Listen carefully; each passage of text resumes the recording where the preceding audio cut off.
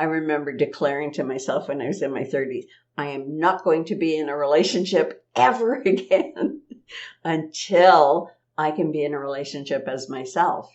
And I went through a number of years because I kept slipping into this, good little Greek girl persona that I had, so that the man would feel powerful. And it never worked for me. And I couldn't figure out why it never worked. Well, I was faking it. I was trying to be someone and something for somebody else just to be in the relationship, and certainly had nothing to do with who I was. And I'm sure many people in our audience can relate to these stories that you and I have had, Heather, as we've worked through this stage of development. This is one of those ones, again, where Ann and I can go on and on about stories, right?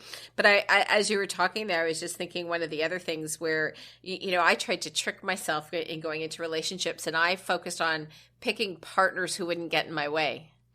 So I thought, well, if I don't go after someone who's like my equal, like really my equal, and, in all ways, and I found someone who was, just wouldn't get in my way because, they're not ambitious, and they don't, you sort of, their persona presented in a way that my persona said, oh yeah, well, I can do this with this person. Oh man, that didn't work out either. So so it's really tough because it at the time, and I was in my 20s at the time, I didn't realize that what I was doing was picking a partner that I thought was safe, as opposed to figuring out how to be in a relationship where I could be my authentic self. And so I didn't need a partner where I felt like I was going to be safe.